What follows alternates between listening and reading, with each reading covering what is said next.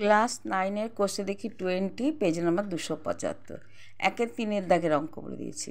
তিনটে বিন্দু দিয়েছে, একটা হচ্ছে 1 2 1 2 3 0 এবং মূলবিন্দু। এই তিনটে বিন্দু মূলবিন্দু স্থানাঙ্ক কি 0 0। তাহলে তিনটে বিন্দু এই দিয়ে ক্ষেত্রফল তৈরি করতে হবে।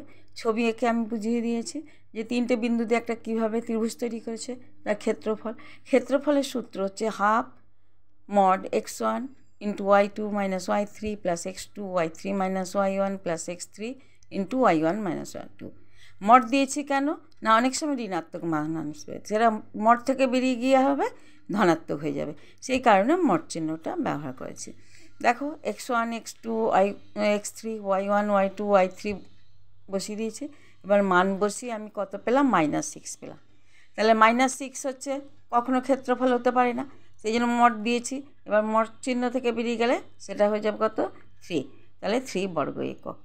2 দাগের অঙ্ক যে তিনটে বিন্দু দিয়েছে, ওই তিনটে বিন্দু একটা সরলরেখাতে অবস্থান মানে সমরেখা হবে। তাহলে এই তিনটে বিন্দু কী বলে দিয়েছে যে এই তিনটে বিন্দু একইভাবে যে তিনটে বিন্দু যদি একটা সরলরেখার ওপর অবস্থান করে কখন একটা ত্রিভুজ তৈরি করতে পারে না। তাহলে ত্রিভুজের ক্ষেত্রফল কি 0 হবে, যেহেতু ত্রিভুজ তৈরি করবে না তো কী হবে, ওটা ত্রিভুজের ক্ষেত্রফল 0 হবে। ওই একইভাবে এই অঙ্কটা করেছি, খালি 0 যদি আসে তাহলে আমার অঙ্কটা ঠিক আছে। তাহলে তিনটে বিন্দু একটি সরলরেখার ওপর অবস্থান করেছে, অতএব সমরেখ। তারপরে কথা হচ্ছে 5 দাগে। 5 দাগে কী দিয়েছে না, দুটো বিন্দু দিয়েছে, তার মধ্যবিন্দু যে একটা বিন্দু হলো এবং এই দুটো বিন্দু এই বিন্দুদ্বয়ের সংযোজক সরলরেখাংশের ওপর অবস্থিত, ওই একই সমরেখা মানে একটা সরলরেখার উপর অবস্থান করবে। তাহলে মধ্যবিন্দুটা আমি বার করে নেব। মধ্যবিন্দু সূত্র জানি যে দুটো বিন্দু যোগ করে 2 দিয়ে ভাগ করলে মানে x1 + x2/2 = যেটা পাবে সেটা x, আর y1 + y2/2 করলে যেটা পাবে সেটা y। তাহলে আমি কত পেলাম 4 আর 3। তাহলে x1 হচ্ছে 4, x2 হচ্ছে -4, x3 হচ্ছে 9, y1 হচ্ছে 3, y2 হচ্ছে -5, y3 হচ্ছে 8। তাহলে ক্ষেত্রফলের সূত্র বসিয়ে দিয়েছি। দেখো তিনটে সরলরেখা 0 পেয়েছি বর্গ একক ক্ষেত্রফল। তাহলে একটি সরলরেখার উপর অবস্থান করেছে। তাহলে এবারে 8 দাগের অঙ্ক। 8 দাগের অঙ্ক কী বলে দিয়েছে না, ABC ত্রিভুজের এ বিন্দুর স্থানাঙ্ক বলে দিয়েছে, আর কি বলেছে ভরকেন্দ্রের স্থানাঙ্ক। তাহলে আমি কি করব না, BC বাহুর ওপর যে বিন্দু D বিন্দু অবস্থান করছে তার স্থানাঙ্ক বের করতে হবে। তাহলে আমি প্রশ্নানুসারে কি জানবো না, ভরকেন্দ্রের সূত্র জানি x1 + x2 + x3, x1 + x2 + x3/3 একটা মানে x-এর স্থানাঙ্ক পেলাম, আর y1 + y2 + y3/3। তাহলে এই স্থানাঙ্কের ওপর বসিয়ে দিলাম।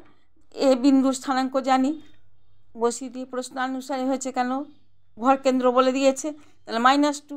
তাহলে x2 আর x3 জানি না, তাহলে তার যোগফল কত আমি পেলাম -8। তাহলে এই দুটো, এটা হচ্ছে x2 আর এটা হচ্ছে y2, আর এইটা হচ্ছে x3 আর এটা হচ্ছে এখানে হচ্ছে y3। তাহলে সি বিন্দুর স্থানাঙ্ক হচ্ছে x3 y3, বি বিন্দুর স্থানাঙ্ক x2 y2। তাহলে এর মধ্য বিন্দুতে অবস্থান করেছে ডি, এই BC বাহুর মধ্যে অবস্থান করেছে। তাই দেখো x2 + x3/2 = -4। একইভাবে y1 জানি, y2 + y3/3 = 1। প্রশ্নানুসারে y2 + y3 কত পেলাম -2। তাহলে y2 + y3/2 = -1। তাহলে ডি বিন্দু স্থানাঙ্ক হয়ে গেল আমার -4 -1। তারপরে আমার 9 দাগে একটি ত্রিভুজের 3টি শীর্ষবিন্দুর স্থানাঙ্ক দিয়ে দিয়েছে। যদি ত্রিভুজটির ভরকেন্দ্র বলে দিয়েছে কত 0 0 0, তাহলে মূলবিন্দু হয়, তাহলে xy এর মান বের করো। একইভাবে দেখো সূত্র বলে দিয়েছি, প্রশ্নানুসারে কত সেই 0। এখানে দুটো বলে দিয়েছে যে x1 x2 বলেছে, x3 বলেনি, y1 y2 বলেছে, y3 বলেনি। সেই কারণে এইভাবেই বসিয়ে দিয়ে প্রশ্নানুসারে করেছি x = 1, আর এখানেও পেয়েছি y = 1। তাহলে x = 1 y = 1।